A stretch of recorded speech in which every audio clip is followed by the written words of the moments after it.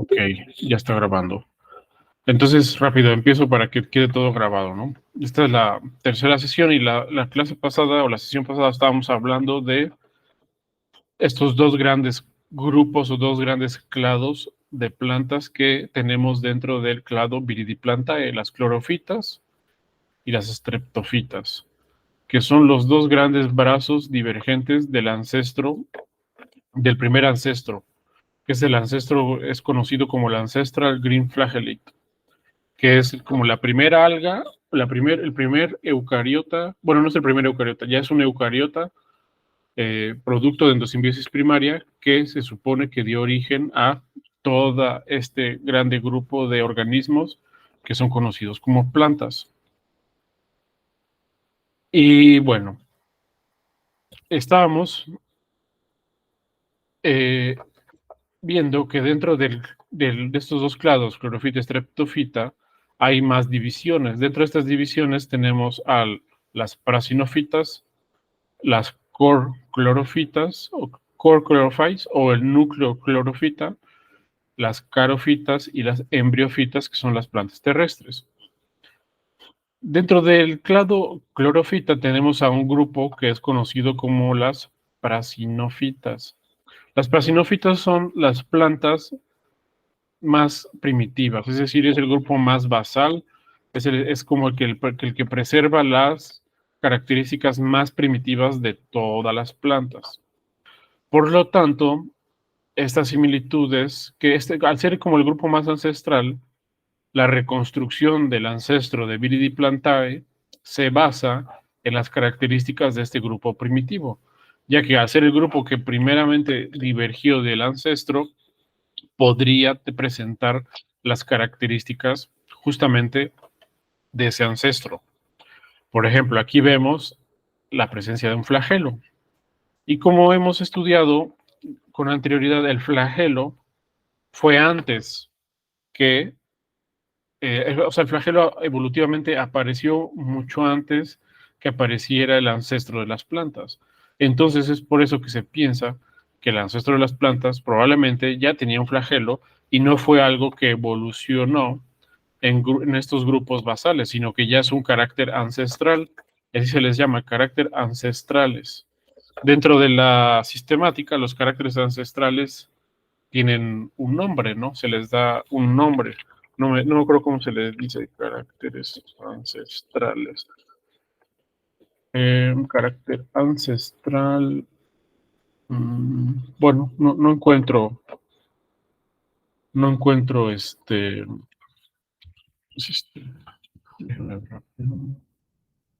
no, solo creo que entonces se le llama así carácter ancestral. Pues es un carácter ancestral que si lo vemos en otros grupos fue como heredado de alguien antes de ellos, ¿no? Hay casos en los que estos caracteres que aquí son ancestrales, en algunos grupos no son ancestrales. Por ejemplo, en peces, las aletas son un carácter ancestral, pero en ballenas no. En ballenas, los antepasados de las ballenas no tenían aletas. Las ballenas, después de un tiempo, desarrollaron aletas. Entonces no es un carácter que ellas hayan heredado de un ancestro en común, sino que es una característica que ellas desarrollaron como ya más en la modernidad y no en un ancestro. Y eso es, y bueno, y así es como en muchos casos ocurren eventos evolutivos. Hay eventos que van como pareciera en retroceso porque vuelven a aparecer aletas que en algunos grupos son caracteres muy antiguos, pero en otros son caracteres modernos, como las ballenas, ¿no?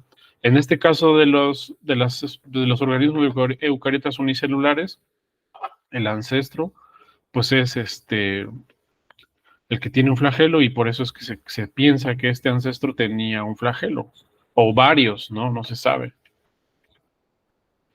Recuerden que en estas filogenias o en estos dibujos, el triangulito que se ve aquí nos indica qué tan diverso es cada uno de estos grupos.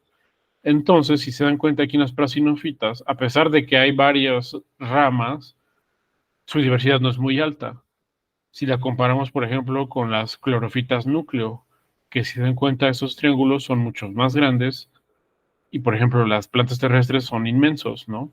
Entonces aquí vemos que estos grupos no son tan diversos como otras plantas dentro de estas mismas, dentro de este mismo grupo que es Viridiplantae.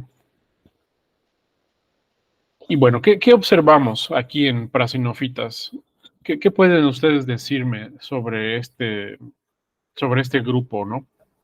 ¿Qué observan? ¿Qué características observan? Yo ya dije varias, pueden repetirlas, ¿no? Aquí en esta imagen, ¿qué podemos intuir? Son unicelulares. Ajá, sí, pareciera que el dibujo indica que son unicelulares, son poco diversas. ¿Qué más? Pueden tener más de un flagelo también, sí. Algo más. Sí, exacto, más de un flagelo. O uno también, ¿no? Aquí parece que hay unas que tienen solo un flagelo. ¿Alguien más? ¿Algo más?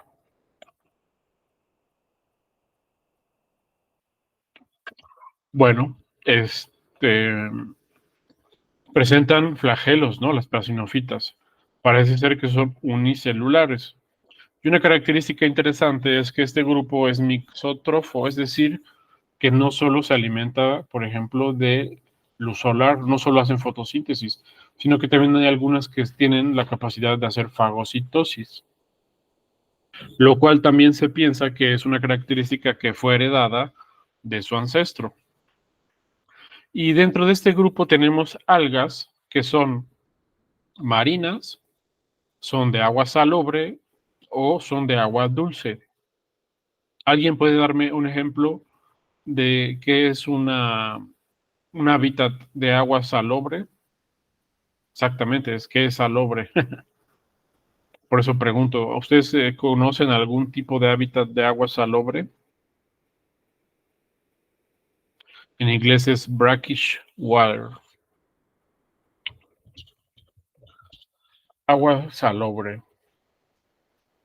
Nadie, no tiene ni idea. No son lagos supersalinos, no. No, el mejor ejemplo de un ambiente, un hábitat de agua salobre son los manglares, que son como una mezcla entre agua dulce y agua salada, porque los manglares por lo general están como en los ríos o en orillas de ríos, pero son orillas de ríos donde hay contacto con el mar. Entonces, esas son hábitats de agua salobre, son una mezcla entre agua dulce y agua marina. Entonces, son hábitats muy únicos, ¿no? El mejor ejemplo es un manglar. Los manglares son agua salobre y son muy diversos también, porque ahí viven otros organismos que no podemos ni encontrar tanto como en el río, como en el mar.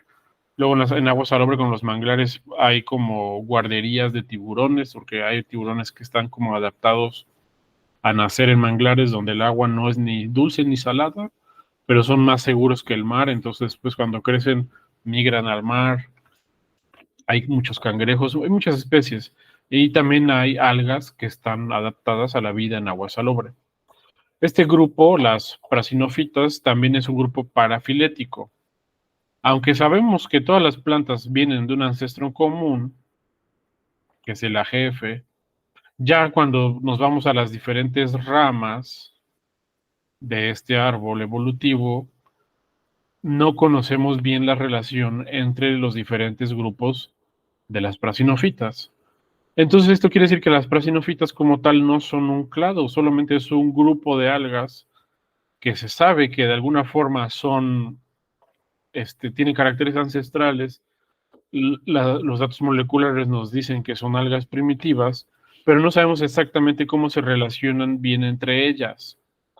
Es decir, que en estas líneas que aquí se ven de los árboles evolutivos, hay como mucha historia que no conocemos y que queda como sin resolver porque no tenemos los datos ni la evidencia suficiente para reconstruir su historia evolutiva. Entonces son grupos parafiléticos o grupos que son clasificados artificialmente por nosotros. Y aquí tenemos ya la aparición de una característica muy importante, que es ya la pared celular de celulosa. En prasinofitas, clorofitas y streptofitas ya existe la pared celular de celulosa. Y bueno, esto ya lo mencionamos. Las prasinofitas son, o se cree que son similares al ancestro de Viridiplantae, AGF, el Ancestral Green Flagellate. Y se cree que AGF podría poseer un flagelo por ser un carácter ancestral y también podría ser mixotrofa, es decir, también es como un carácter ancestral la capacidad de poder hacer fagocitosis y también fotosíntesis al mismo tiempo, ¿no? Y eso que son plantas, recordemos que son plantas. Entonces aquí también nuestra concepción mental de planta va cambiando, ¿no? Y bueno, ya hablando específicamente de clorofitas, digo de prasinofitas, tenemos que las prasinofitas son morfológicamente muy diversas. Como se ve en esta imagen, vean cómo casi todas son bien diferentes.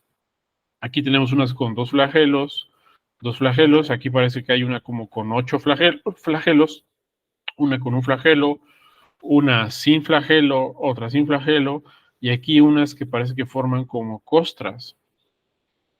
Entonces, además de que no conocemos mucho sus relaciones de ancestro-descendencia, aunado a esto le metemos más variación a este grupo con su alta variabilidad morfológica. Aquí les muestro dos como contrastes. Esta es una especie de prasinofita, es una alosfera minor, y fíjense, aquí esta tiene 4 flagelos. Pero aquí es otra alosfera Dubey. Este es un estadio del alga donde no están flageladas. Sin embargo, algunas especies de estas de alosfera, cuando están en un estadio de reproducción, se ven como aquí, y aunque son del mismo género que estas de acá, podrían ser confundidas por otros tipos de alga simplemente por su morfología y por el estadio en el que están. Esta incluso, si ustedes han visto en el laboratorio, asemeja un poco a las algas Volvox. No son colonias, son estadios reproductivos. Lo que forman dentro son como no sé cómo se les llama, si sean esporas o qué, pero dentro empiezan a formar como nuevas células, ¿no? Pero asemeja mucho a Volvox, que el Volvox es un tipo de alga verde también que es así como circular y, y creo que son coloniales, ¿no? Entonces, aquí la idea es que hay mucha variabilidad, ¿no? Aquí muestro que un solo género o un solo género puede presentar diferentes formas de acuerdo a su estadio. Ahora imagínense si nos vamos a toda la diversidad del grupo, pues todo lo que podríamos encontrar. Y bueno, dentro de las prasinofitas tenemos algunos de los eucariotas más pequeños que existen, es decir, las células eucariotas más pequeñas que puedan existir. Por ejemplo, el eucariota más pequeño dentro de ese grupo de las prasinofitas es Ostriococcus, que es un alga. Y fíjense que es una de esas algas que no tiene flagelo. Y su tamaño es de 0.8 micrómetros aproximadamente. ¿Tienen más o menos una idea de cuánto sería esto? ¿Con qué lo podríamos comparar? 8 micrómetros. Es una cantidad muy pequeña, pero sí, para darnos una idea de qué tan pequeñas son, una cianobacteria o las cianobacterias, su tamaño va de 1 a 10 micrómetros. Pero recordemos que las cianobacterias no son eucariotas, son procariotas. Entonces hay células procariotas que son más grandes que una eucariota, cuando se supone que los eucariotas son más complejas. Entonces aquí es que tan pequeño puede ser uno sin dejar de ser eucariota y sin dejar de ser complejo, ¿no? Sí, sin dejar de perder esa complejidad que caracteriza a los eucariotas. Incluso hay virus, algunos de los virus más grandes que existen, como este que es el fitovirus, que ni siquiera es un procariota, sino que es otro tipo de organismo, pueden llegar a ser más grandes que estas células de Ostriococcus, que son algas, que además son plantas y que son pues muy, muy, muy pequeñas. Para que nos demos idea también de qué tan impactante puede llegar a ser, sí, tiene nombre de bacteria. Las bacterias muchas veces se les da el nombre por su forma. Y aquí el coccus en bacteria es como cuando tienen esta forma redonda. Entonces sí, hasta eso es un poco curioso, ¿no? Ostriococcus. Dentro de las plantas, entonces tenemos algunos de los organismos más pequeños, eucariotas, que son como es Ostriococcus y algunas otras prasinofitas, pero también tenemos algunos de los organismos más grandes, como las secuoyas. Imagínense comparar un árbol de 115 metros de altura contra una célula técnicamente invisible, ¿no? Entonces, dentro de un mismo clado, recordemos que estamos dentro de un mismo clado y todos son descendientes de un mismo ancestro en común. ¿Cómo es como tan pues, maravillosa la evolución y todos los procesos de selección que pueden llevar a eso, a que dentro de un mismo clado tengamos algunos de los eucariotas más pequeños, pero también algunos de los eucariotas más grandes, ¿no? Y están, o sea, y están emparentados. No muy emparentados, pero están emparentados lo suficiente como para ser considerados los dos un tipo de planta. Eso es a mí algo que pues, se me parece como muy, muy interesante, ¿no? Es como, wow.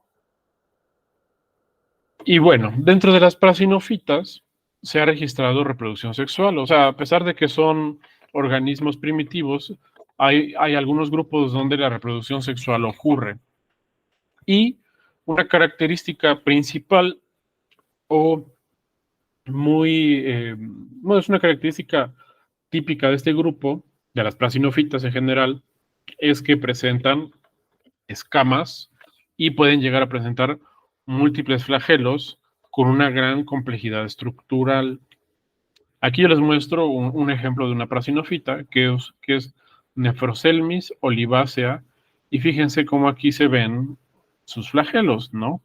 Pero hay otras especies que pueden tener muchísimos flagelos. Aquí es otra, Pyramimonas octopus, incluso el nombre dice que es como un pulpo, y es una célula que tiene hasta 8 flagelos. O sea, son células pues como muy extravagantes, ¿no? Dentro de las prasinofitas. Y eso es lo que las hace como un grupo interesante de estudiar, pero al mismo tiempo complejo. Complejo en el sentido de que no es fácil reconstruir al ancestro en común de las plantas, dada la gran variabilidad que tienen las prasinofitas. ¿No? Entonces no se sabe exactamente cómo no se puede reconstruir muy bien el ancestro en común porque existe mucha variabilidad dentro del grupo que se supone que es el grupo más primitivo. O sea, podemos tener algas muy pequeñas, podemos tener algas no tan pequeñas, pero con muchos flagelos, algas intermedias con un par de flagelos, y ahí incluso estas mismas algas presentan escamas, producen escamas. Esta es una este, fotografía del el microscopio electrónico, ¿no?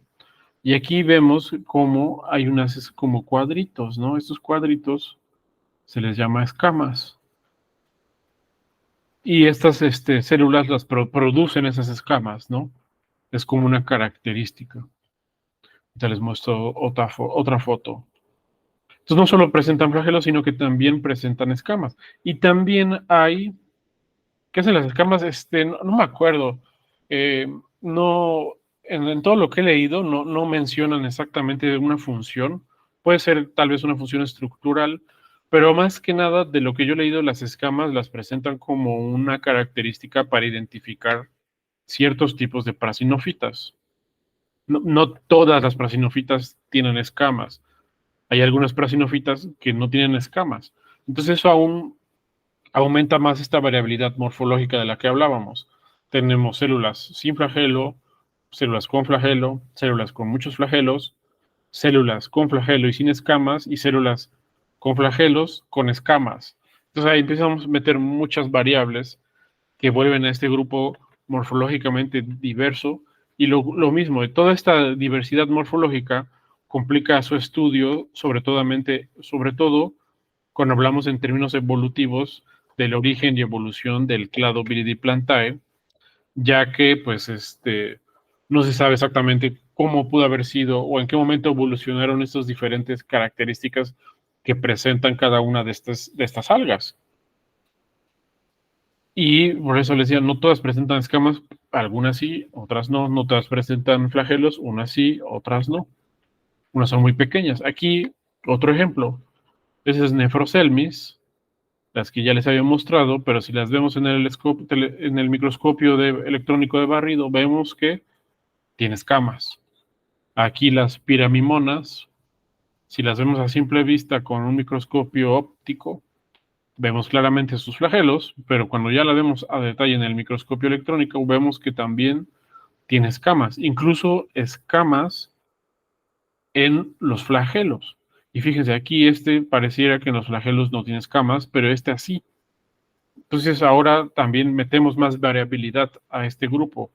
Flagelos, pocos flagelos, muchos flagelos, flagelos sin escamas, flagelos con escamas, lo cual sigue complicando o metiendo variabilidad al grupo y con lo cual también se vuelve más complicada su clasificación y la reconstrucción del ancestro de las plantas. Sí, queda claro, ¿no? Que esa es como la principal característica de las prasinofitas, su alta variabilidad, y yo menciono mucho su variabilidad morfológica porque el principal eje de estudio de estos organismos es estudiar la evolución del clado Viridiplantae debido a su característica basal. Entonces se estudian mucho para reconstruir evolución de las plantas. Y eso es como lo más importante de este grupo y lo que se nos podría como quedar en la mente, ¿no? Aquí les muestro una filogenia de Viridiplantae. Aquí en la flechita tenemos al ancestro AGF. Y fíjense que aquí a la mitad podemos dividir esta filogenia en dos grandes grupos. Las prasinofitas del lado izquierdo y las streptofitas del lado derecho. Fíjense que aquí hay otros tres grupos, las clorofiaceae, Treboxiopiaceae y Urbopiaceae. Estas de acá no son prasinofitas. ¿Qué serían? Ya mencionamos qué son. Este es el clado clorofita. Dentro del clado clorofita tenemos parasinofitas y ¿qué más? Esto de aquí, ¿qué es? Exacto, el núcleo de las clorofitas, núcleo clorofita. Y de este lado tenemos las streptofitas, donde aquí claramente marcamos a las embriofitas, que son las plantas terrestres, y aquí tenemos a las algas carofitas. Fíjense que aquí hay como un sobrelape entre las prasinofitas y las carofitas. Y es justamente esta rama donde tenemos este grupo Mesotixmatophyaceae. Esto quiere decir que en estos tiempos, en el 2004, no se sabía exactamente si este grupo de algas eran streptofitas o parasinofitas, sino que poco a poco se ha ido reconstruyendo esa información. Estas líneas punteadas de igual forma nos indican que las relaciones entre estos organismos son difusas, es decir, no sabemos exactamente quién desciende de quién. Pero fíjense que hay puntos, por ejemplo, aquí en core clorofita, en el núcleo clorofita, se ve claramente que este clado de aquí comparte un ancestro en común. Las prasinofitas es un poco más borroso lo que sucede. Y del lado de las streptofitas vemos que las plantas sí tienen un ancestro en común, ¿no? Igual aquí hay como algunas relaciones difusas, pero vamos a ir viendo cómo ha evolucionado ahora sí que el desarrollo de este árbol evolutivo. Este es de 2004 y el artículo que presenta esta reconstrucción filogenética está muy bueno, es súper interesante y a pesar de que lo escribieron hace 20 años, sigue teniendo mucha información valiosa. Ahora fíjense en este otro. Este es del 2011. Aquí, pues hasta se nota ya que ya no usan, que incluso las computadoras avanzaron, ¿no? Aquí hasta parece que esto fue un poco hecho, parece que sí fue hecho a computadora, pero pues quién sabe, en 2004 toda la calidad y el poder computacional no era el mismo al que teníamos en 2011. Por ejemplo, en 2004 los celulares apenas eran algo, en 2011 ya había WhatsApp, ¿no? Entonces aquí evolucionó mucho también la informática, lo cual también ayudó a que el poder computacional pudiera procesar más datos y datos de mejor calidad para hacer la reconstrucción de estos árboles filogenéticos. Aquí tenemos el ancestro de las plantas, el AGF, y se divide en sus dos grandes clados, streptofita y clorofita. Aquí tenemos las parasinofitas, que como se dan cuenta están pues muy pegadas a esta primera ramificación, indicando que son las más cercanas en parentesco al ancestro de las plantas. Y conforme nos alejamos del ancestro de las plantas, empieza a haber más ramificaciones, dicotomías, y tenemos entonces aquí ya a las core chlorophytes o el núcleo clorofita, y del otro lado, pues a las carofitas y a las embriofitas. Algo interesante de este árbol es que, fíjense en esta forma que tiene. Tiene aquí una forma rara. Fíjense cómo aquí sale la dicotomía, pero no es una dicotomía, porque de esta rama salen 1, 2, 3, 4 ramas, cuando en general debería verse como aquí, que hay una doble rama, como aquí, se divide en dos, se divide en dos, se divide en dos, se divide en dos. Cuando tenemos estas estructuras que se ven acá, se les llama peines, y estos peines son los que nos indican que no conocemos a detalle la historia evolutiva de los grupos. Cuando nosotros reconstruimos una filogenia en algún programa de filogenética, puede ser R, puede ser Mesquite, puede ser... Hay muchos, hay muchos. Eh, Nosotros metemos a esas filogenias, por lo general, datos moleculares. Si hablamos de plantas, son datos son datos genéticos del cloroplasto, porque es donde los genes están más conservados y han sufrido menos mutaciones. En animales en animales y hongos se usa la mitocondria. En plantas se usa el cloroplasto. Entonces esto se reconstruye con genes del cloroplasto. Y aquí se ve que claramente estos 1, 2, 3, 4 grupos no sabemos bien, o sea, aquí no tenemos lo que se le llama resolución, no hay resolución filogenética, o sea, no sabemos bien quién desciende de quién. Y esto es un problema, porque no sabemos exactamente qué es lo que está pasando evolutivamente acá. Pero es un problema muy común en la reconstrucción de árboles filogenéticos. Si se dan cuenta, en este otro árbol, aquí lo presentan como que las dicotomías las construyen artificialmente. Entonces, por eso muchos de esos grupos son considerados parafiléticos. Pero ya aquí es más explícita la forma en cómo lo presentan, ¿no? Incluso, fíjense, hay varios peines. Este de aquí es otro peine. 1, 2, 3. Aquí tampoco se sabe qué está pasando en este clado de acá. Incluso si nos vamos a las carofitas, fíjense que aquí también hay poca resolución. Y bueno, eso es así, ¿no? Y si ya nos vamos a uno más actual, este es del 2012, es el que nosotros estamos usando ahora como base, pero también aquí se presentan esos peines. Fíjense aquí cómo está este peine de acá, o sea, de una misma rama, de un mismo punto, sale de una misma raíz, salen 3 ramas, aquí también de una misma raíz salen 3 ramas, y por lo general deberían ser dobles, ¿no? Por como aquí son dicotomías. Pero bueno, fíjense que sí ha habido cambios, ¿no? Sí hay evolución y sí los estudios avanzan. Incluso hay filogenias más avanzadas que presentan en este artículo de Lelia Liert, hay una filogenia como esta, pero no resumida, pero no cabe en las diapositivas, no se las pongo porque no cabe, es muy grande. Y bueno, sigamos hablando de las prasinofitas. En las prasinofitas tenemos 6 clases, es decir, 6 grandes divisiones, 6 grandes grupos de algas. Las palofilales, que son esas acá, palofilales, ¿dónde están? Bueno, creo que aquí no vienen.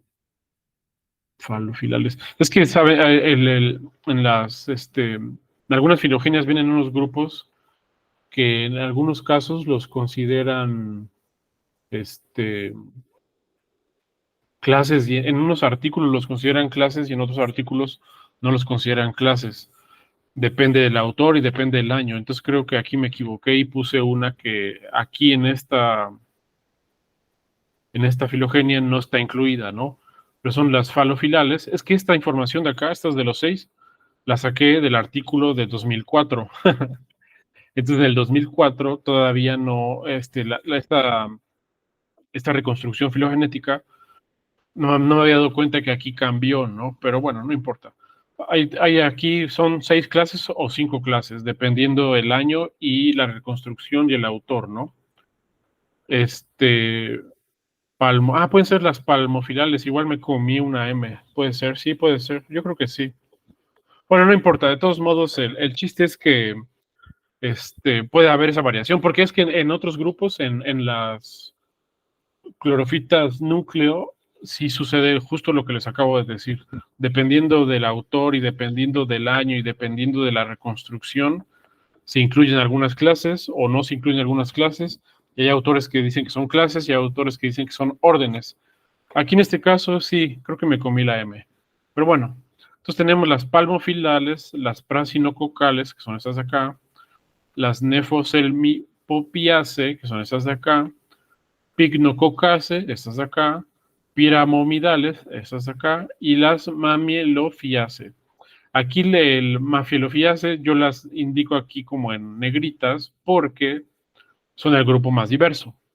Los demás grupos son diversos, pero no tanto dentro de las prasinofitas. Este es un ejemplo, ahora sí, de las palmofilales. Y esta es una alga que forma costras. Si se dan cuenta, aquí están ejemplificadas como con una costra, como si fuera como un moco. Pero eso es como las formas de vida principales. Aquí en esta filogenia, el autor presenta como un ejemplo de las formas de vida como más comunes o más conocidas de cada grupo. Y aquí yo ya les muestro la foto de cómo es ese organismo en la vida real. Y esta es una colonia de Palmophyllum que, si se dan cuenta, parece como si fuera una pequeña capita, ¿no? Como o sea, es una costra, pero las costras son duras, ¿no? Estas son suavecitas. Y parece que es marina, ¿no? Nos da la impresión de que es marina por el color del sustrato. Lo más probable es que sí sean marinas. Eso también es importante. El tipo de hábitat, aquí no lo mencioné, pero fíjense, son coloniales, no son multicelulares. Ahorita vamos a hablar de eso. Vean que aquí nos indican estas filogenias cómo dice que aquí, por ejemplo, las core chlorophytes o las clorofitas núcleo tienen algunos grupos que son terrestres, y aquí presentan que las clorofitas tienen talos emergentes, es decir, estructuras corporales que emergen como si fueran plantas, pero no son plantas. Y aquí también nos está indicando eso, que hay organismos, fíjense, aquí dice marine planctónico, o sea, estas algas son marinas y principalmente forman plancton. Estas algas de aquí son de agua dulce, principalmente, porque puede haber también de agua salada.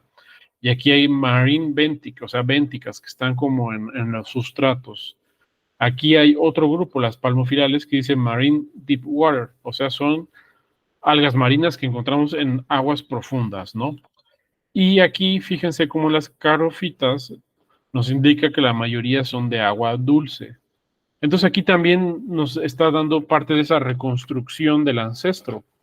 Porque si la vida empezó en el mar, es lógico que los organismos más primitivos o más basales pues sean en su mayoría marinos. Los organismos más modernos, por lo general, son los de agua dulce. Por ejemplo, los peces, dentro de los peces de agua dulce son los peces que se esperaría que evolutivamente sean más modernos, porque evolucionaron del mar al río. La vida subió del mar al río. Igualmente los camarones, eso también alguna vez ya se los había mencionado. Los camarones o los decápodos son de mar, pero los grupos más derivados o más modernos los encontramos en los ríos, porque ya las formas de vida que son completamente de agua dulce son los que evolucionaron más recientemente. Y lo mismo pasa aquí con las plantas. Las más primitivas son, pues en su mayoría, marinas, aunque puede existir algunos grupos de agua dulce. Fíjense que dentro de las clorofitas núcleo hay algunas plantas que ya son de agua dulce. En su mayoría también puede haber de agua salada. Y bueno, estas son las palmofilales. Fíjense, entonces estas, de acuerdo a la información que se tiene, se sabe que la mayoría son de agua marina, ¿no? Agua dulce, digo, agua salada, agua marina. Son marinas o de agua salada. Y estas son bénticas, como nos indica aquí esta información, ¿no? Marine deep water. Ah, no, son de aguas profundas. Y bueno, eso sería como en general prasinofitas. No voy a adentrarme más a las prasinofitas porque pues no hay mucha información en general, así como relevante para que ustedes quieran, que a ustedes sea de su interés. Lo más importante, ya se los mencioné, ¿no? Su importancia para estudios evolutivos, la gran diversidad y difusión o sea, que sus relaciones muy difusas y su gran diversidad morfológica, cómo se utiliza para intentar reconstruir la historia evolutiva de las plantas y que sus hábitos de vida son mayormente marinos. Obviamente, estos organismos, si ustedes recuerdan las clases de algas y protistas, asemejan mucho a algunos tipos de algas secundarios, o sea, de endosimbiosis secundaria, sobre todo por la presencia de flagelos. Porque fíjense, aquí hay algunas algas de endosimbiosis secundaria que tienen flagelos y se asemejan mucho a estas algas de endosimbiosis primaria que también tienen flagelos. Entonces, o sea, más que parecer plantas, parecen algas secundarias, ¿no? Podrían ser euglenas, podrían ser clorarachnofitas, e incluso asemejan a algunos cromistas, ¿no? Como los dinoflagelados. Y bueno, entonces lo más importante de este grupo es su importancia evolutiva y morfológica para la reconstrucción de la historia evolutiva de las plantas y su condición, pues, de clado primitivo. Y ahora sí, vamos a empezar a entrar a una parte que para mi opinión es más interesante, porque nos estamos acercando cada vez más a las plantas terrestres, cada vez estamos dando un salto a las plantas terrestres. Empezamos con la primera sesión hablando de Arqueplástida, o sea, del ancestro de los organismos eucariotas fotosintéticos. De ahí dimos un salto a Viridiplantae. Ya estamos dentro de Viridiplantae y nos enfocamos ahorita en el grupo más primitivo, que son las prasinofitas. Y ahora entramos a núcleo clorofita, que dentro de las algas clorofitas son como las algas más modernas o más desarrolladas. Aquí yo les pongo una imagen de Paramecium bursaria. Paramecium bursaria es un cromista, es decir, es un organismo del reino cromista, que en su interior tiene algas endosimbióticas del género Zochlorella. Pero estas algas son plantas y además de ser plantas son pertenecientes al núcleo clorofita. Es un ejemplo también de la diversidad o de todo, de dónde podemos encontrar estos tipos de organismos. O sea, literalmente hay un cromista que utiliza plantas dentro de su cuerpo para poder fotosintetizar al puro estilo de la endosimbiosis. Y este es pues un ejemplo muy interesante. El Paramecium bursaria pues también es un organismo bastante interesante. Entonces, bueno, ahora en la filogenia nos vamos a enfocar en el núcleo clorofita. Pero bueno, antes de continuar, ¿tienen alguna duda, pregunta, curiosidad, comentario, queja? Todo bien, vale. Entonces vamos a entrar ahora al núcleo clorofita o el core chlorophyte. Pues como la historia evolutiva nos indica, divergieron de las prasinofitas.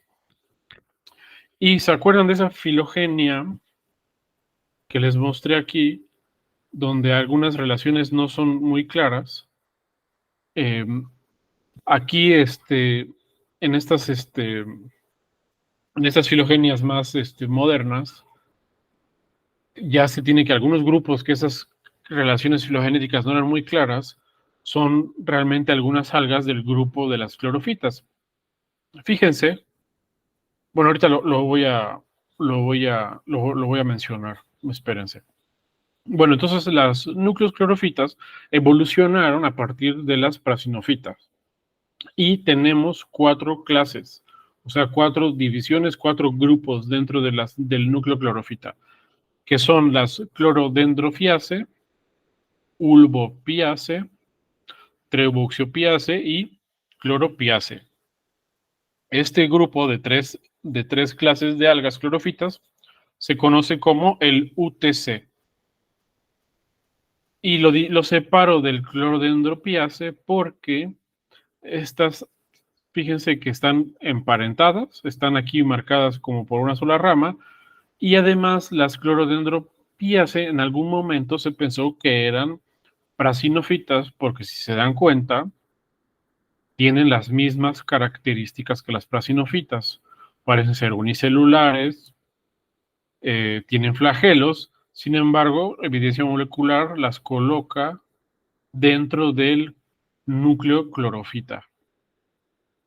Y las UTC dentro de las clorofitas son como las algas más modernas, más derivadas y también como más interesantes. Y ahorita vamos a ver por qué. Una de las principales características del núcleo clorofita es que tienen la presencia de un ficoplasto. El ficoplasto es un sistema de microtúbulos que se desarrolla paralelo al plano de división celular. Aquí en esta imagen tenemos el picoplasto, que es como aquí está ejemplificado por una línea, pero en realidad es como un microtubo que se desarrolla cuando las células están en citoquinesis, es decir, cuando la célula se va a separar, presenta el picoplasto. El picoplasto no está presente en prasinofitas. Y eso fue lo que dividió a clorodendropiaceae de las prasinofitas. Y aquí en esta filogenia lo indica. Fíjense, aquí están las prasinofitas. Todas son un grupo de algas un poco desconocidas, parafiléticas, pero cuando llegamos al núcleo clorofita, fíjense cómo aquí indica picoplasto. O sea, hace entre 700 a 900 millones de años se desarrolló este metabolismo de división celular que incluye un sistema de microtúbulos cuando las células se dividen. Y clorodendrofiaceae presenta el ficoplasto y eso es lo que les hizo a los botánicos sacarla de las prasinofitas y categorizarlas como núcleo clorofita, porque todas estas, o en su mayoría, presentan el ficoplasto. Algunas ulvopiaceae no tienen picoplasto, pero algunas, o en su mayoría, las plantas dentro del núcleo clorofita presentan el ficoplasto. Es como, si se dan cuenta, hay como características muy, muy marcadas que van dividiendo a los clados de plantas, ¿sí? Acordémonos, lo que divide a clorofita de streptofita es, ¿alguien puede decirme?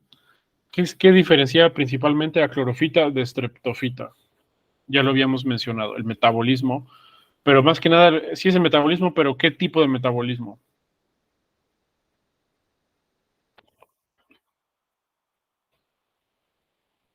Es el fotorrespiratorio, metabolismo fotorrespiratorio.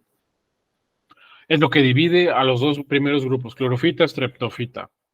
Luego, ¿qué divide a las nucleoclorofitas de las parasinofitas? La presencia del picoplasto.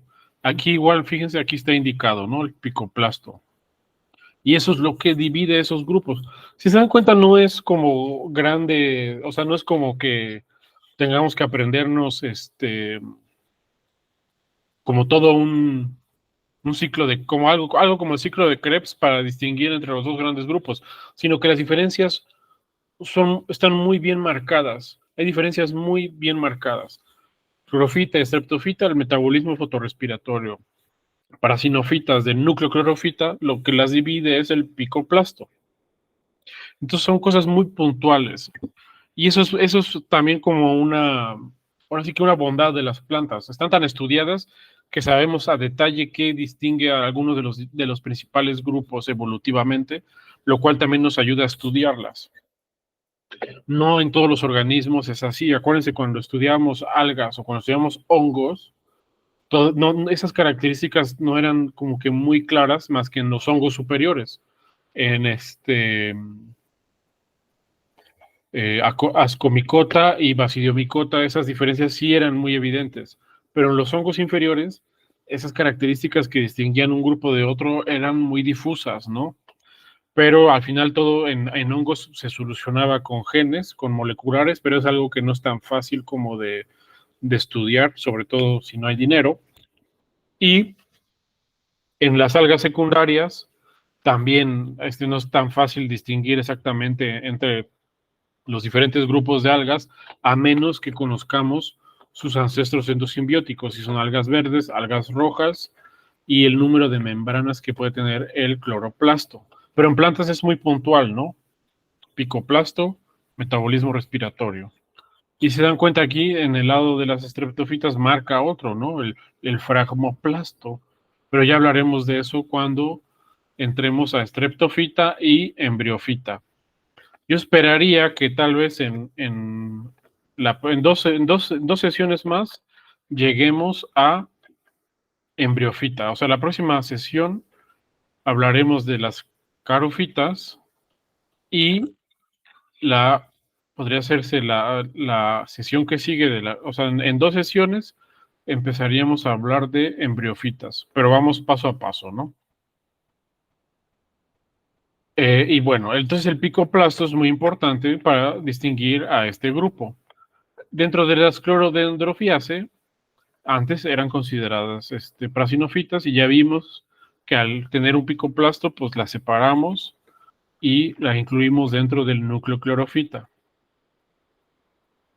Y bueno, ¿qué observamos? Así como las prasinofitas en los diferentes dibujos observamos algunas cosas, aquí ¿qué observamos?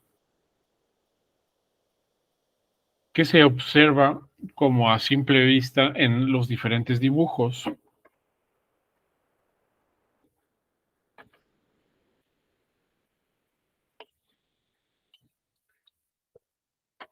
Multicelularidad. Más que nada son colonias, pero sí, colonias. Colonias y una aparente como ya pérdida de flagelos, ¿no? Aunque algunos grupos todavía tienen flagelos, pareciera que los grupos más diversos ya no tienen flagelos. Y bueno, y aquí tenemos ya al núcleo clorofita. Y yo les pongo aquí un ejemplo de una alga clorofita. Entonces, dentro del núcleo clorofita todavía hay flagelos, pero hay muchas que no tienen flagelos. Son algas más derivadas, es decir, son más modernas evolutivamente y son mucho más diversas que las prasinofitas. son algas coloniales, tienen una pared celular de celulosa y tenemos aquí algunas de las algas visualmente más bonitas, más bellas. Esta de aquí está increíble. Es una alga de aquí y no es multicelular. Estas son algas, son células multinucleadas. O sea, cada una de estas es una célula gigante multinucleada. Son células gigantes multinucleadas. Entonces, esto, bueno, ahorita lo seguiré mencionando. Esto es lo que no se le llama como talo. Es un talo. El talo es la estructura del organismo, ¿no? Es la estructura de un organismo donde no presentan tejido. O sea, aquí no hay tejido. O sea, no hay especialización. Todo es lo mismo. Todo es lo mismo. No tenemos como en las plantas terrestres que ya hay diferenciaciones de tejidos. Tenemos la raíz, tenemos el tallo, las ramas, las hojas, los meristemos, las flores. Ahí ya tenemos tejidos, es decir, células especializadas en diferentes funciones. Aquí no. Todas son iguales, pero forman un organismo. Ese organismo se le llama talo. Y bueno, dentro de las nucleoclorofitas tenemos algas marinas y tenemos algas de agua dulce. En parasinofitas también hay algunos ejemplos de agua dulce, pero en las nucleoclorofita la presencia de estas formas de vida en agua dulce es más evidente. Hay muchos organismos que se pueden encontrar en agua dulce. Y otra característica es la formación de talos.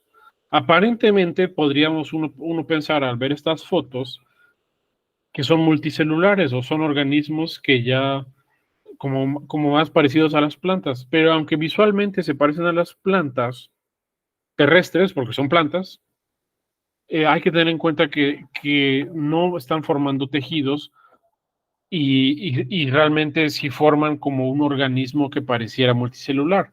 O sea, en este caso son colonias, aunque podríamos pensar que todo esto es un mismo organismo, son colonias, son células que viven en una colonia y todas son células como exactamente idénticas, pero forman una colonia que aparentaría formar incluso como si fuera hojas de una planta, ¿no?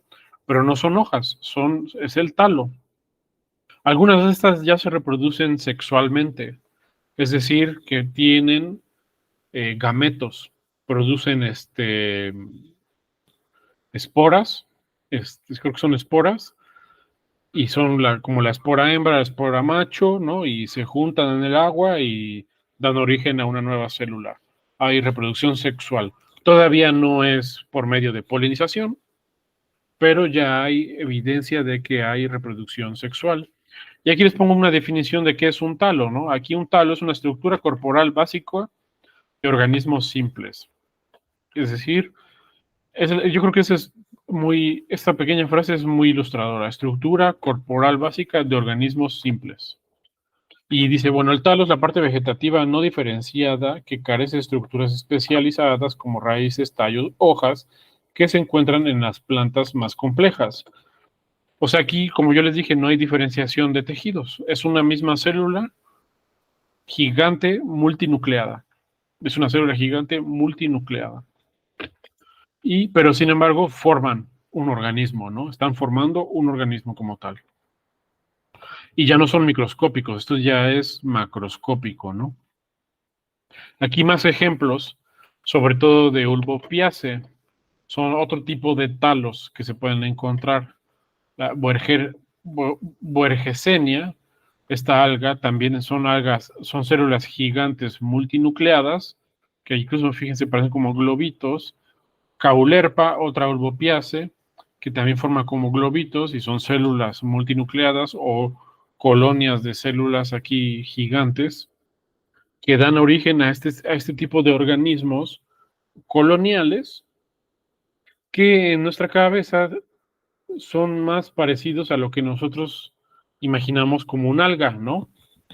Por nosotros, por ejemplo, el alga que más se nos mete en la cabeza, yo creo que puede ser el alga del sushi, ¿no?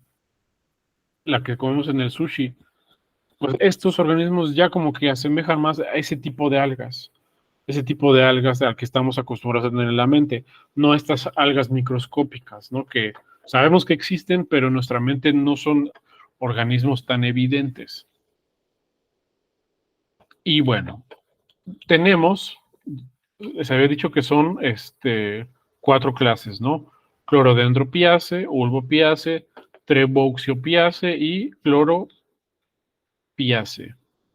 Ya, de clorodendropiace, pues lo que les había mencionado es que antes eran parasinofitas, ya no, presentan el ficoplasto y, como se ven en los dibujos, tiene flagelos. Pero vamos a hablar de los grupos principales del núcleo clorofita. Empezaremos por Ulvopiace. ¿Esto qué es? Espera. Ulvopiace. No se sabe exactamente si son parafiléticas. Alguna evidencia pues, indica que sí, alguna evidencia indica que no, y algunas de sus relaciones están siendo solucionadas recientemente. Hay algas marinas y hay algas de agua dulce dentro de Ulvopiace, y la mayoría son diplobiónticas, es decir, que presentan 2 fases de vida, son como nosotros, ¿no? Que nosotros en algún punto fuimos un gametofito. Bueno, mitad de nosotros era un espermatozoide y la otra mitad de nosotros era un óvulo. En este tipo de organismos, lo mismo. Tenemos gametofitos que cargan con un par de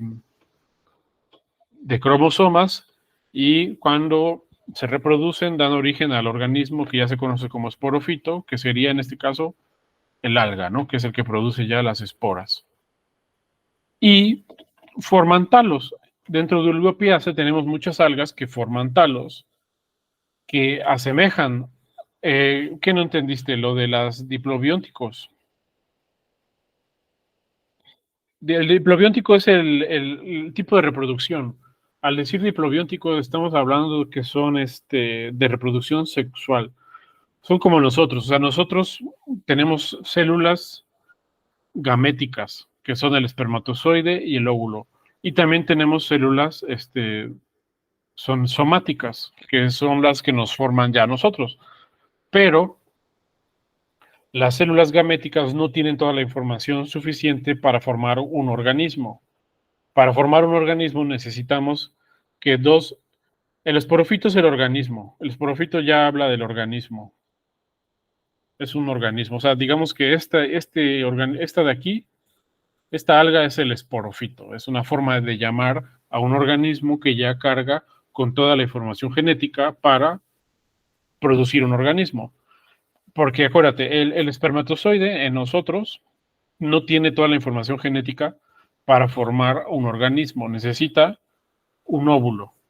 El óvulo y el espermatozoide se juntan y juntos ya completan el número de cromosomas que da origen a un ser humano. Al ser humano lo hacen 46 pares de cromosomas. El espermatozoide carga 23 pares de cromosomas y el óvulo carga 23 pares de cromosomas.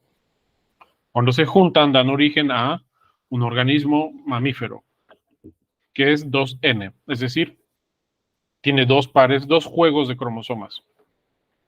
El esporofito aquí es un término que se le da como al organismo, digamos que sexualmente maduro o al organismo sexualmente activo, que sería el alga que produce las esporas. Cuando las algas producen esporas, esas esporas no tienen toda la información genética. Tienen que juntarse con otra espora y así dar origen a un nuevo organismo o a un nuevo esporofito, ¿sí? Y eso es reproducción sexual. Sí, la espora es el gametofito y el esporofito sería el organismo. Sí, exactamente. Sí. Y aquí es lo que preguntabas hace rato, ¿no? De que si hay reproducción sexual, esa es la reproducción sexual. Cuando tienes genes que vienen de 2 organismos diferentes, ¿no? Hay muchos tipos de reproducción sexual En este caso estamos hablando de reproducción por esporas, ¿sí? Pero al final son dos organismos que combinan sus genes, mitad y mitad de cada organismo, sí, mitad y mitad de cada organismo. Como nosotros, mitad de mamá, mitad de papá. Las plantas igual, mitad de mamá, mitad de papá. Así funciona. Entonces, eso es la reproducción sexual, ¿vale? Y forman, ulvopiáce, tenemos la formación de talos. Una vez lo mismo, ¿no? La estructura de un organismo simple. Es decir, todo esto es el talo. No hay raíz, no hay hojas, no hay flor. Sin embargo, cada una de estas estructuras es una célula gigante multinucleada que aparenta una planta terrestre. Son plantas, estas son plantas, pero no son plantas terrestres, no son plantas con tejidos. Son algas, son plantas mejor conocidas como algas, ¿no? Y esta es una pequeña filogenia de Ulvopiaceae. Dentro de Ulvopiaceae hay 6 grupos, de los cuales el Trentepolial no se sabe exactamente si tiene el mismo nivel jerárquico que los demás. Entonces, aquí de estos 6 grupos podrían ser 5, no se sabe exactamente. Aquí se presentan 6, pero no se sabe exactamente si tendría la misma jerarquía que los demás 5, que son los ulvales, ulotricales, cladoforales, caulerpales y dacicladales. Igualmente no se sabe si estos diferentes grupos jerárquicamente serían órdenes o clases. No se tiene como también esa certeza. La mayoría de los autores los consideran órdenes, pero también hay autores que los pueden considerar clases dentro de Ulvopiaceae.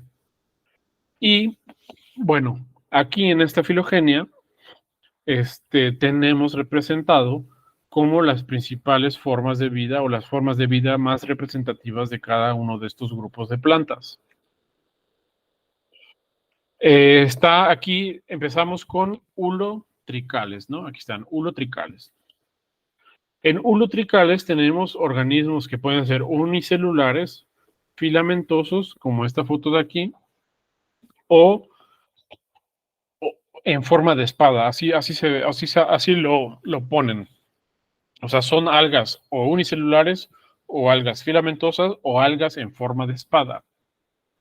De aquí son las algas filamentosas, es decir, que forman como pelitos.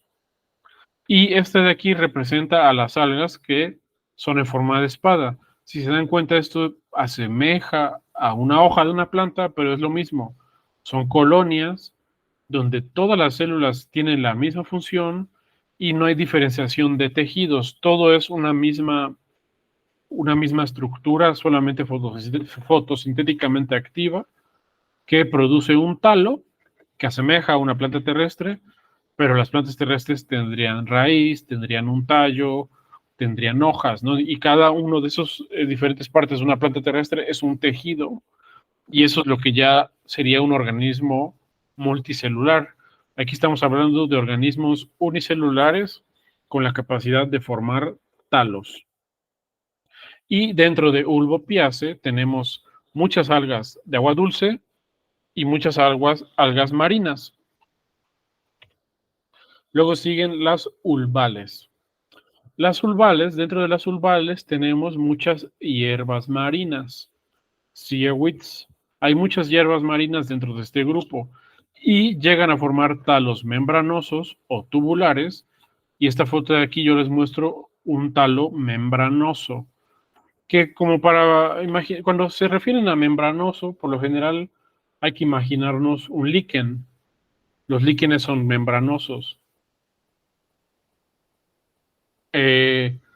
Cualquiera de las dos. Una colonia puede considerarse un talo o solo las células gigantes multinucleadas. Depende de lo que lleguen a formar, ¿no? Si una colonia forma una estructura simple, pues un talo.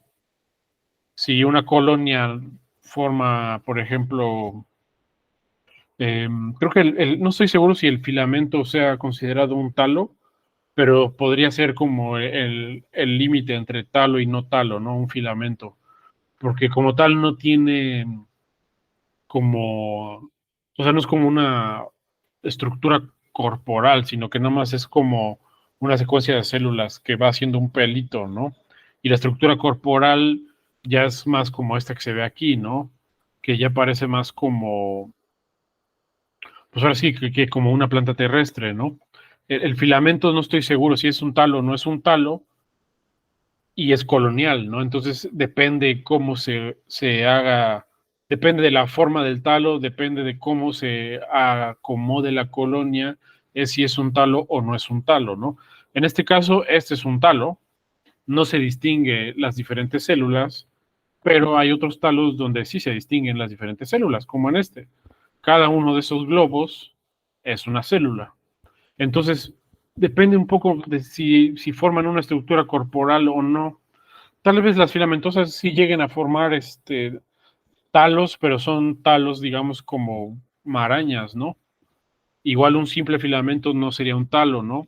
Te digo que ahí está como el límite, ¿no? En los filamentos estamos ahí entre el límite entre talo, no talo y colonial, ¿no? Ahí el filamento nos da este, como esa frontera, ¿no? La frontera entre el talo y el no talo, más o menos. Pero bueno, o sea, si te das cuenta, si hablamos de un filamento es un poco trivial, ¿no? Pero hay talos muy bien formados en los cuales no hay discusión si es talo o no es talo, ¿no? Como estas imágenes que estoy mostrando. Y bueno, estas son los ulvales, talos membranosos, es decir, que asemejan como líquenes, tubulares serían como tubitos, como los que se ven acá, ¿no? Estos de acá, son como tubos.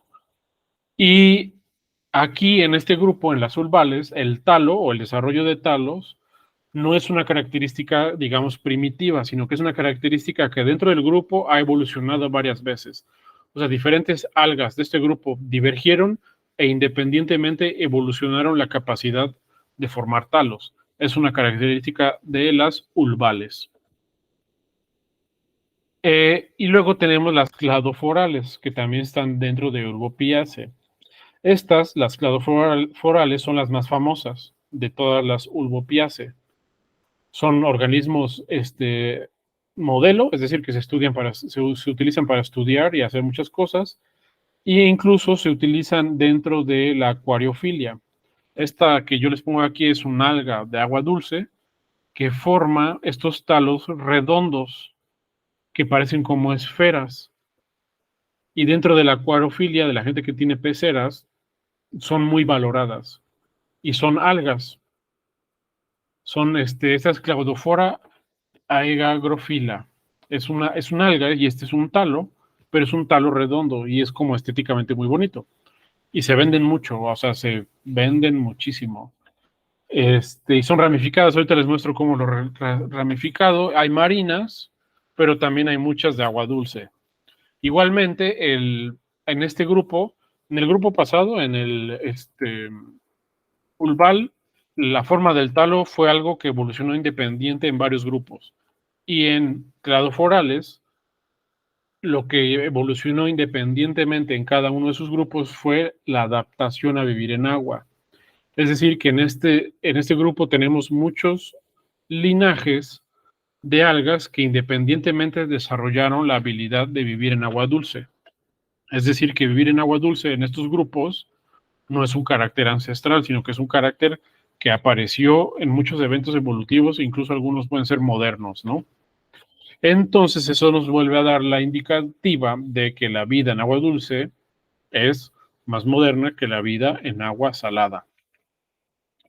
Y aquí les muestro el ejemplo de otra cladofora ramificada y fíjense que son como que forman estas ramitas que igual forma asemejan mucho a las plantas terrestres, pero no hay diferenciación de tejidos, es solamente un talo, una estructura, la estructura de un organismo.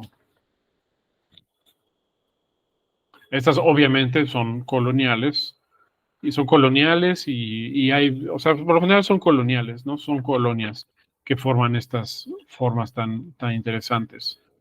Luego, dentro de Ulvopiaceae ya vimos las ulotricales, ¿no? Que son las que forman filamentos o formas de espada. Las ulvales, las que forman este tipo de algas, ¿cómo se llamaban? Se me fue la palabra. Membranosas. Después tenemos las cladoforales. Ajá, las ciahuids, las cladoforales, que son las que son ramificadas. Ahora estamos en las caulerpales. Si se dan cuenta, me brinqué las tretepoliales, me las brinqué. Luego tenemos aquí las caulerpales, que también son otro tipo de alga, fíjense, que asemeja mucho a una planta terrestre, pero lo que estamos viendo es solamente el talo, la estructura, la estructura del organismo sin tejido diferenciado.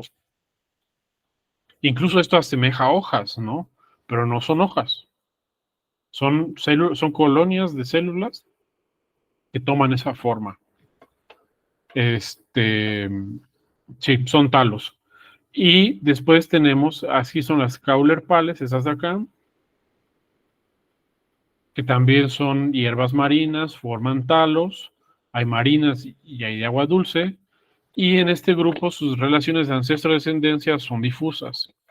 Aquí en estos árboles evolutivos, pues se ve, ¿no? Como estas relaciones de ancestro-descendencia entre estos grupos son completamente difusas, lo que nos indicaría que Ulvopiaceae es parafilético, es un grupo parafilético.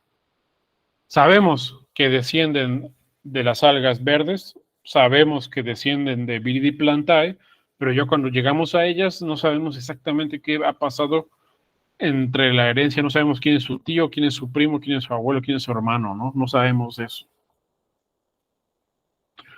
Y después tenemos las dacicladales, que ya son esas que les presentaba en un principio. Muchas son hierbas marinas, hay tanto marinas como de agua dulce, tienen la formación de talos y este grupo en específico es monofilético. Las dacicladales, aquí se ve como ya se sabe correctamente cuál es su ancestro en común. Y eso, esas serían las dacicladales. Y eso en general es como una visión rápida, una recapitulación rápida de los diferentes grupos dentro de Ulvopiaceae. Es como mucha información, ¿no? Es como esta es así marina, esta, lo que quiero que quede claro aquí es que son plantas que ya están, en muchos casos, están adaptadas a agua dulce, asemejan mucho más a lo que conocemos como planta o como alga, y no son organismos tan basales como las parasinofitas. Sin embargo, siguen siendo consideradas algas. Y no hay aquí también la presencia de tejidos. Ok, eso es como lo que hay que aquí tener en mente, que son marinas, acuáticas, empieza a aparecer también el estilo de vida acuático, o sea, de agua dulce, el estilo marino también existe, pero es un carácter ancestral, ¿no? Entonces aquí hay como que vamos avanzando, ¿no? Vamos avanzando como en la historia evolutiva de las plantas. Cada vez estamos viendo organismos como más desarrollados. Empezamos con células muy simples y ahora ya estamos viendo células no tan simples que ya dan origen a cuerpos, ¿no? A organismos muy bien diferenciados con características muy particulares, ¿no? Sí, son muy bonitas. Incluso en los libros y en los artículos se manejan como el grupo de algas más bonito. Y pues por algo, ¿no? A mí, vean estas, son las mismas, ¿no? Son las mismas, dacicladales. Están increíbles, o sea, increíbles, están padrísimas. Y no son plantas. Bueno, no son plantas terrestres, no son embriofitas. Son clorofitas núcleo. Si nosotros vemos esto, o sea, fácilmente podríamos pensar que es una planta, ¿no? Pero si nosotros viéramos una parasinofita con flagelos, no sería tan fácil pensar que es una planta, ¿no? Pero si nosotros ya vemos esto, inmediatamente llegamos a pensar que son, pues, plantas, ¿no? O sea, digo, esto ya es una planta, ya asemeja bastante lo que es una planta. Las cladoforales me gustaron más, que parecen estructuras de Kunz. Cladoforales. ¿Cuáles son las estructuras de Kunz?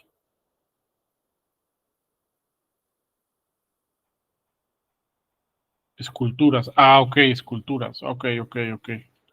Ah, ok, ok. Sí, sí, son muy carismáticas. Pero solo imagínate un organismo que forma un talo redondo, ¿no? O sea, ¿dónde vas a encontrar eso? Porque esas naturalmente crecen así, ¿no? Redondas. Ah, ok, ya sé cuáles son. Sí, sí, ya sé cuáles son. Este, o sea, esos talos, los talos que forman son muy bonitos, ¿no? Son extravagantes. Asemejan ya mucho más a lo que nuestro cerebro es una planta. Ese también, fíjense. Si nosotros vamos, por ejemplo, a una tienda de mascotas y vamos a la sección de plantas de plástico que venden, por lo general venden algo parecido a esto, ¿no? Que son como, los venden como algas o como plantas de plástico, pero asemejan mucho a ya lo que nosotros conocemos como una planta, que en general pues son algas, ¿no? Bueno, algas en el sensu, sensu lato, sensu lato. Este, y bueno, y eso es, ¿no? Eso es Ulvopiaceae. Tenemos las entre poliales, pero este grupo no se sabe exactamente si es jerárquicamente independiente a estos otros. Sin embargo, la evidencia indica que sí. No se sabe con exactitud, pero así se presenta, ¿no? Y eso sería todo de hoy, ¿no? Entonces, técnicamente, eh, solo hemos visto Ulvopiaceae y Clorodendropiaceae. Si ustedes quieren que sigamos teniendo estas sesiones, seguiríamos con Treboxopiaceae, Cloropiaceae y las carofitas, ¿no? Las algas carofitas. Esto yo voy a intentar que esto lo junten en la próxima sesión, lo que falta del núcleo clorofita y lo que sigue de streptofita, para